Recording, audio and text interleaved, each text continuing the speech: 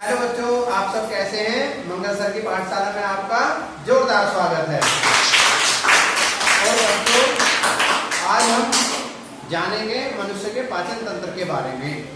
मनुष्य का पाचन तंत्र कहाँ से स्टार्ट लेके मुख से और गुदा तक, भोजन के ग्रहण करने से शुरुआत करके और भोजन के निष्कासित होने तक, भोजन के ये समझो कि मल के रूप में हमारे शरीर से बाहर होने तक जो जो क्रियाएं हमारे शरीर में होती हैं, आज उसका हम अध्ययन करेंगे।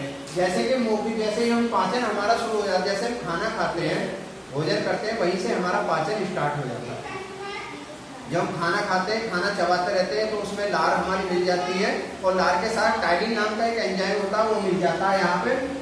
और टाइलिन मिलने के बाद में जो हमारे भोजन में उपस्थित कार्बोहाइड्रेट है, उसका पाचन होने लगता है और वो कार्बोहाइड्रेट माल्टोज में परिवर्तित हो जाती है और भोजन चिकना हो जाता है। भोजन चिकना होने के बाद में यहाँ से मुख गुहा से होते हुए ग्रास नली तक यहाँ हमारे आमाशय में आ जाता है।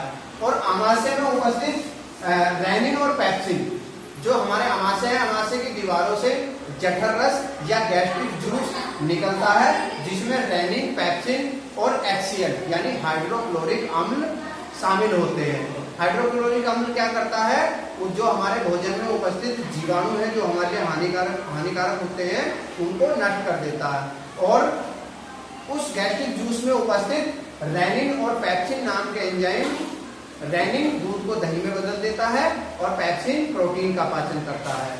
इसके बाद हमारा लीवर, हमारे लीवर के नीचे होता है पित्ताशय, पित्ताशय से पित्त रस निकलकर हमारे भोजन में मिल जाता है, जिससे कि भोजन हमारा क्षारीय हो जाता है।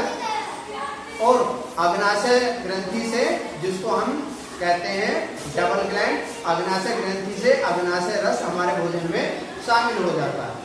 अब हमारा भोजन यहाँ से हमारी छोटी आहार, जो हमारी आहार नाल की छोटी आंत ये पार्ट है, छोटी आंत में आ जाता है। और जो हमारा जो पित्तरस होता है, जो हमारे लीवर से पित्ताशय में इकट्ठा होता रहता है पित्तरस, उस पित्तरस में पाचक एंजाइम होते हैं, जो वसा और प्रोटीन का पाचन करते हैं।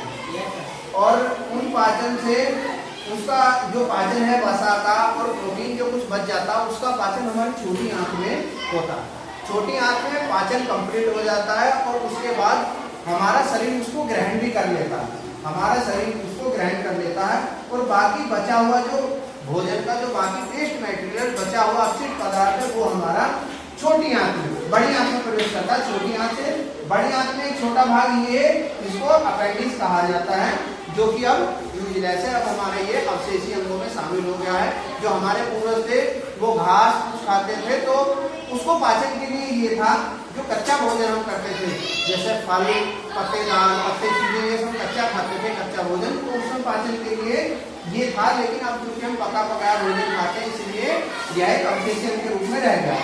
अब हमारा बचा हुआ जो भोजन है वो बड़ी आंत में आ जाता है और बड़ी आंत में जो उसमें से एक्सेस वाटर होता है, मतलब पानी की अधिक मात्रा होती है, वो उसको अवशोषित कर लिया जाता है।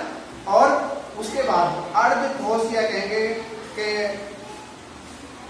पतला, या ये समझिए कि अर्ध ठोस या आधा ठोस जो रहता है, वो पदार्थ यहाँ हमारे मलाशय में इकट्ठा हो जाता है और मलाशय से यह गुदा द्वार के द्वारा बाहर हो जाता है। तो बच्चों, आज हमने मनुष्य के पाचन तंत्र को समझा।